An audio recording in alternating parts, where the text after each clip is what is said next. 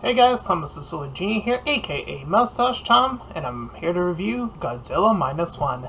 If you end up enjoying this full movie review, then please feel free to like, comment, and subscribe. Also make sure to check out those links in the description. One will head you over to my petition to help out smaller YouTubers, second and third to my Patreon, and PayPal where you can help support me and my channel directly, and fourth to my Discord server, where you can join, collab, and chill and do all that cool stuff. And chilling will be reminded at the end of the review. With all that out of the way, let's get into Godzilla Minus One. Now, I have seen the trailers for this movie quite a bit of times before seeing the movie, and I will say I was definitely looking forward to this. As a fan of Godzilla, and seeing, as I would come to learn later, that this is an anniversary movie, I was willing to see if they would pull out the stops for Godzilla this time around. And sure enough, this movie does that in spades. Now, this movie has already received high praise, and I'm a little bit late to the party, so it is what it be. I didn't check out any other reviews because I didn't want to be, I didn't want my review to be persuaded by language that it could be associated with another reviewers, to get mixed up in that, and just draw upon being as objective as possible, saying what's in the movie, as well as the outcome of the writing and the plot. So, this movie takes place at the tail end of World War II. And we are following a character, our main protagonist, named Kenji, who was meant to be a kamikaze pilot, but he decided to back down and say that there was something wrong with his plane, essentially. He essentially landed next to a bunch of mechanics who saw that there was clearly nothing wrong, so he kind of just tried to play it off as like, whatever. But not too long after, they get immediately attacked by one Godzilla. And from there, the squad of mechanics are dismantled and thrown away like chew toys, essentially, while Kenji there barely survives after failing to aim the gun that he ran towards, or snuck towards, and kind of failed to, again, fire at it, which, if he had done so, he probably would have, well, the movie probably would have ended, because he probably would have been killed from, attacking Godzilla at that point in time. But, instead, we get him passing out. Once he awakens, he is bombarded by one of the remaining survivors of the squad, sort of like the leader of them, the mechanic group, by the name of Tachibana. Tachibana is obviously really upset with him that he didn't fire off the gun, though their own weaponry was very clear proof that, things weren't going to work out that well anyway, even if he had.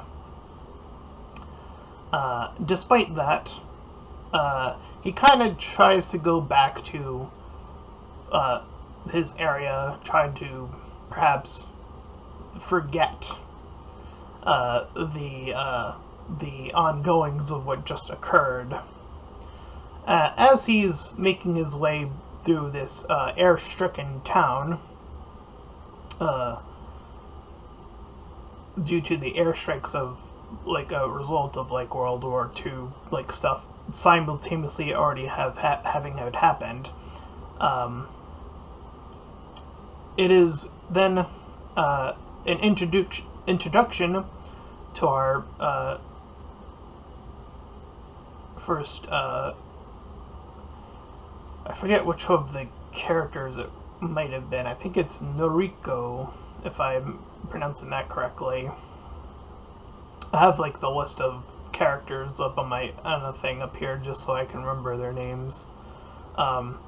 She comes in holding a baby, and these police officers are like chasing her through because they're like assuming like she stole food or that baby, either way, and provides a slip around by offering him the baby and then running, essentially, in like in such a way that she would lose them. He eventually regroups with her later on, that too by, once they lose that group chasing her in particular, and they become in a sort of estranged relationship where they're not, together. They just sort of bumped into each other, and now they have this young girl that is also, quote-unquote, adopted.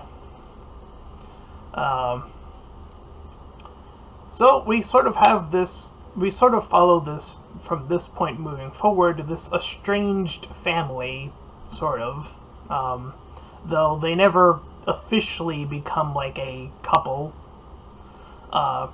and this is primarily due to his convictions and believing that since he still feels a part of that war, and that the war isn't quite over yet, that he can't commit to a relationship because, the mind is focused on the war, so it cannot be focused on this life of luxury or life of happiness or something of that sort. So now that he's, in this state of being, they kind of skip some time ahead. I think it was like a year or two ahead. I forget the exact amount, but point being is that the girl's old enough to talk, and they sort of, again, continue to live as a sort of family unit despite not being an official family. He has a job now as a essentially a bomb dismantler from the sea to raise up the bombs that were lowered from World War II, and to set them off and then destroy them to make sure that incidents probably wouldn't occur there in the water for further boats and such. So he's doing that for a bit, and then she's kind of following. She does eventually follow suit a little bit later on, also providing that she will also get a job, and then she sort of hands off the daughter to this caretaker that they both kind of know to a degree, and they're like, alright, so that situation is settled, then we can, we can both work and then have her be responsible, while, we have two working parents, essentially. Although, again, not officially the parents, but, they're still looking after her. And the daughter, the daughter in quotes, does refer to them as mom and dad, so she kind of just took on that, language and just sort of used it. So, they kind of did, even though not officially did. So, technicalities aside, I suppose.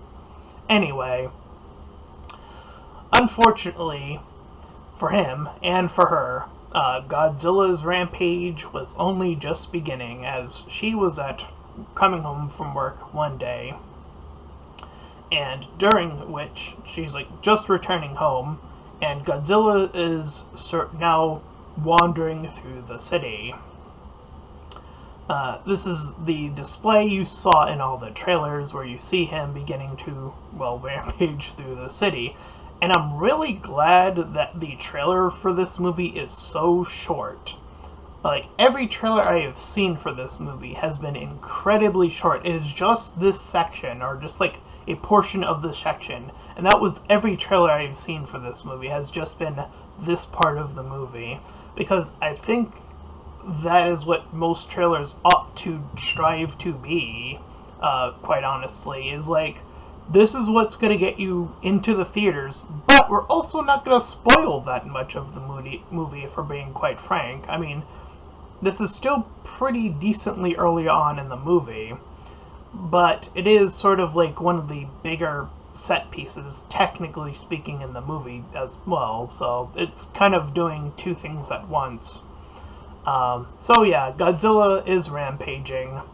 And just so that it's clear, there have been sort of these inklings or rumors or stories of previous Godzilla perhaps sightings. So this per se isn't quite an origin story per se, but it is close enough to one, essentially. Maybe perhaps considered a soft reboot, or maybe a continuation of some other Godzilla movie.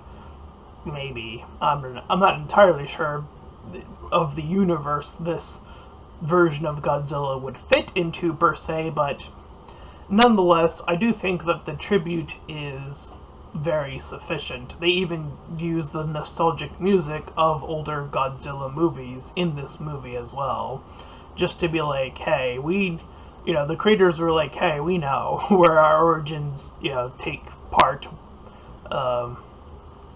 come from, essentially. So yeah, we see him destroy the city, or, a huge chunction of it. We see the people running. We see a defense force try to stop Godzilla. Then we see the blue tail light up, and then it goes up to his head, and we get, the big blue blast that just absolutely devastates this entire section of the city, leaving radiation behind, sort of paying the, alluding to where Godzilla, the inception of Godzilla even comes from, that being the radiation left behind from Hiroshima, obviously. So they're obviously playing off of that and showing just like the absolute devastation, and just showing like how far-reaching the levels of radiation are like pouring out from this one attack that Godzilla did after, being fired upon, and it having zero effect on him.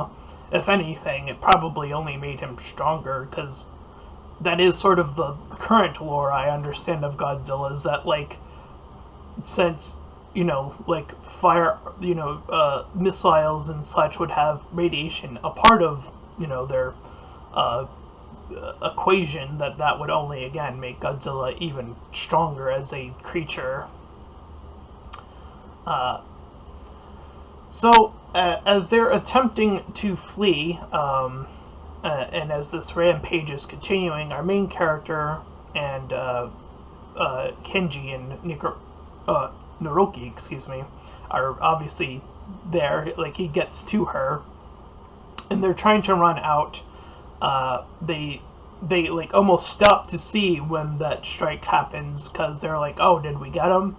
Sort of that inclination of like this sort of hopefulness, and then turn into instant dread. And then as it sweeps towards them, we see that Narukio pushes Kenji into like this safe corner, as we see her be swept away. And the assumption, at least at the time, is that she was killed like much others, whereas we see later reports saying how I think the number they give in the movie, I'm not exactly sure, it was like 200,000 were killed, I think. Again, I'm trying to remember off the top of my head. As well as the amount of buildings that were destroyed as well.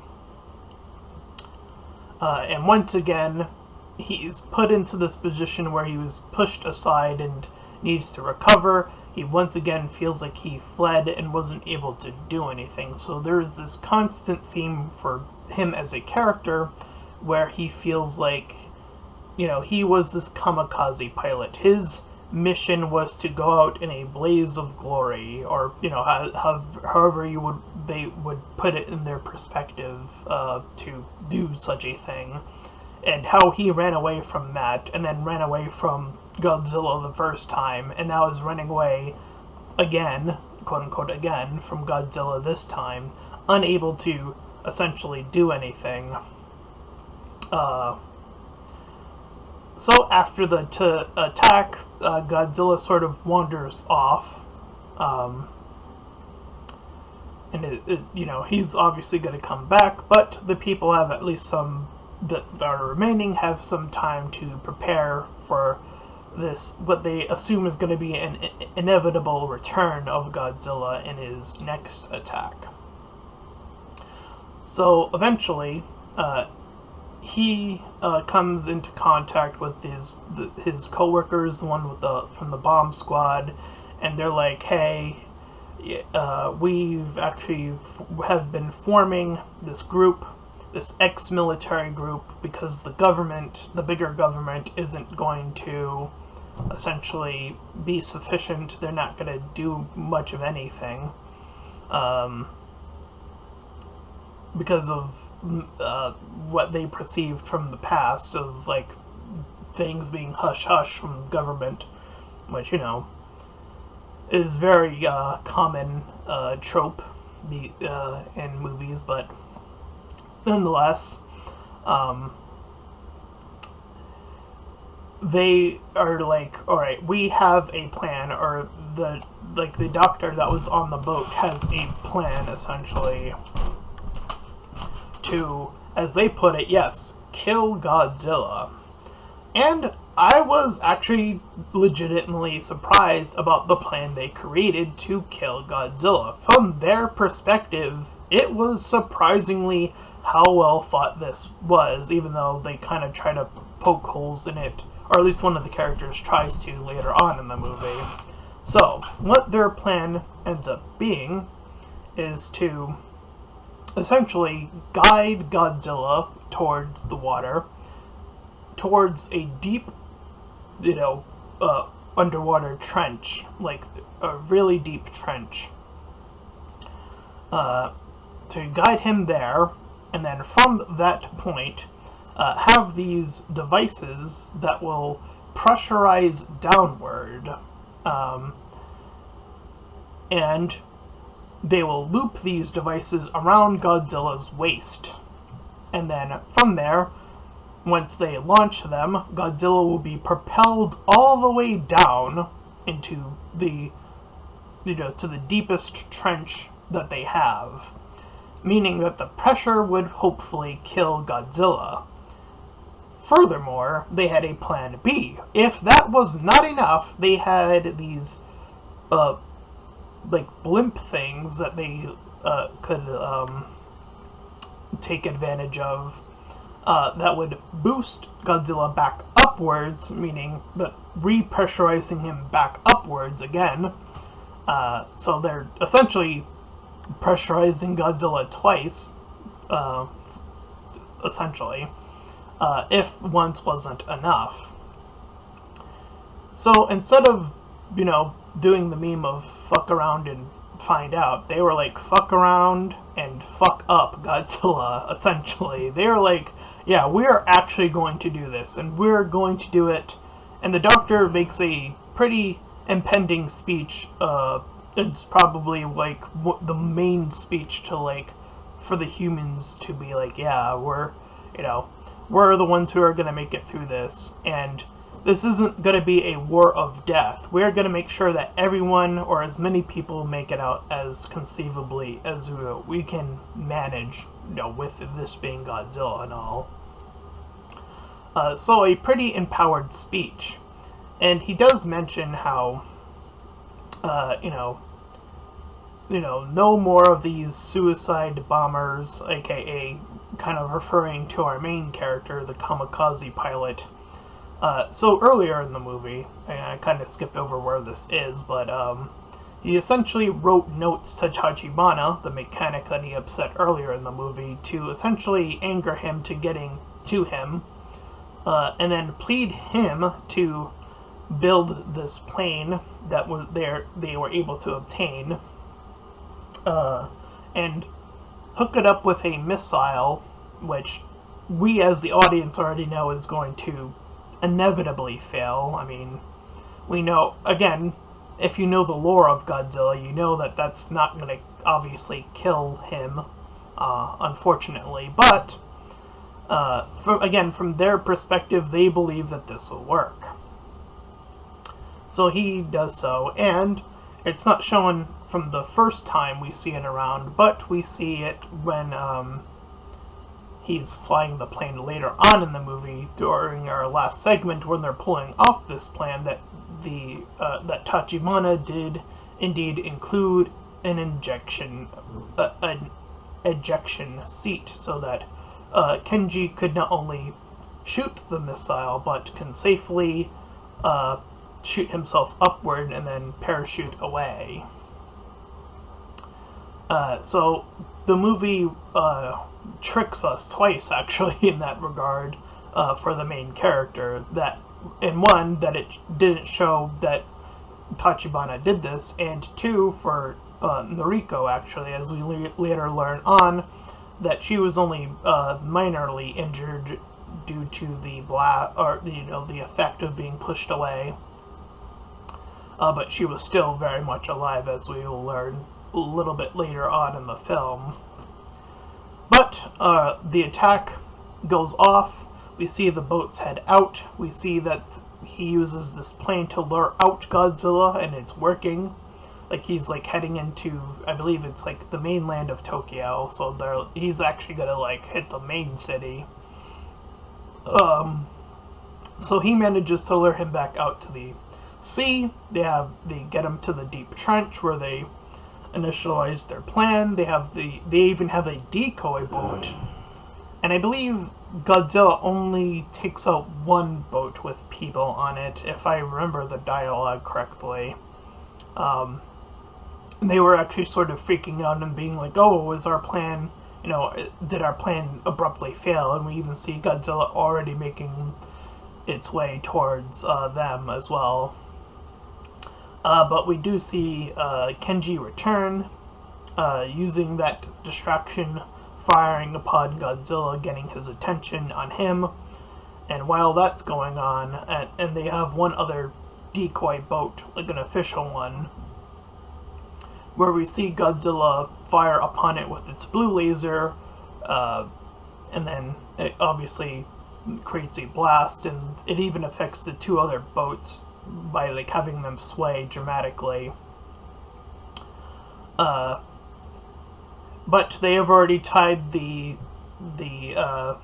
I guess I'll call them pressurized buoys. I think I guess that's what I'll call them. They already tie them around Godzilla successfully, and they pull off the switch, so Godzilla gets thrusted all the way down successfully. So they're like, "Oh, geez, he's still alive," because they're feeling it. He's like tugging, because they have like a thing that's like the cable is still like attached to him. I guess that's how far those things go down. I don't know, but anyway, so they're like, "Oh shit, he's still in there, and he's still kicking. He's still obviously pushing something down there."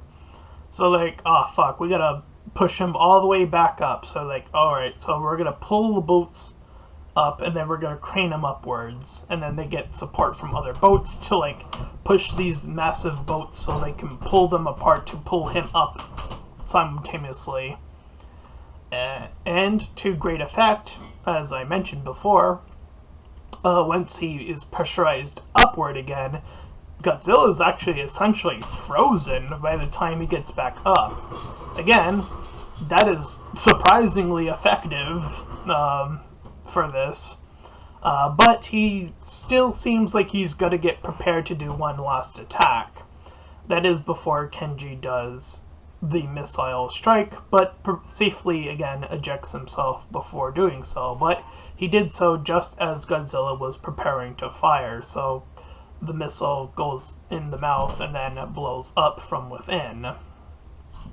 And again, from their perspective, Godzilla just shatters, I don't know, I wouldn't say shatters, but you see these like blue streams coming out of his body as he almost like evaporates, quote unquote, but not his entire body, but like most of it. We see it, and again, we see all of the humans like saluting him and celebrating him, and then he gets the notification that his significant other, I guess I'll call her, in reference to their relationship status, I guess, that she is indeed alive. So she's like asking, is your war finally over? And he's able to finally break down and just say, yeah, it's finally over. We can, now I feel like, we can get married. Essentially, sort of like the vibe that is sort of implied, even though we cut away as we sort of pan away from it. As the last shot of the movie, and as one would come to suspect, is that we go back to the water, and now we're sinking with it. We see like this blob that is underwater and begin to reform, meaning that obviously Godzilla will eventually reform at some point, but it will probably be, again, much later on, which can lead us to our, current status where Godzilla returns and is king of monsters and all that good stuff. So it does serve even within a continuity kind of way, even if it's not directly attached to other Godzilla movies. So it leaves itself open to continuity, which is fantastic, while also providing an excellent story where the human characters are pretty interesting, as well as keeping to the lore that is very consistent with Godzilla and having impressive, having Godzilla being an impressive display and having him, essentially terrorizing the city to to the extent that you would expect to see Godzilla do. So yeah, I will say that, from all of the hype that I've heard about, at least from thumbnails and Twitter stuff, I'd probably say this is currently my favorite Godzilla movie. Currently, I might have to think about it. I mean, there are some other animated Godzilla movies, so I'm not sure. It would be hard for me to remember all of them, obviously, but I would definitely still put this one up there among them. This one was definitely top tier Godzilla material. It definitely paid tribute. It definitely showed, sort of the consequences while making the humans also simultaneously interesting. And just covering all the bases, with what you would want to kind of see in a Godzilla movie, I suppose, is a good way of putting this. So yeah, I'd probably give this movie the rare 10 out of 10. Like, I think this movie's like perfect for a Godzilla movie. So yeah, if you're a fan of Godzilla, it's probably you already went to see it. If you're someone who's not a Godzilla fan but are curious, I'd probably say you could actually step into this one not knowing much about Godzilla and probably still coming out and saying, yeah, that was still a good movie. So I feel like this is also very easy movie for newcomers to get into as well, on top of it for being for pre-existing fans as well. So it covers pretty much every base I could think of conceptually. So yeah, that is my review for Godzilla -1. Definitely top tier, and definitely check it out. So if you enjoyed this full review, then please feel free to like, comment, and subscribe. Also make sure to check out those links in the description. Want to head over to my petition to help out smaller YouTubers. Second and third to my Patreon and PayPal, where you can help support me and my channel directly. And fourth to my Discord server, you can join, collab, and chill and all that stuff. And until next time, everybody, bye-bye.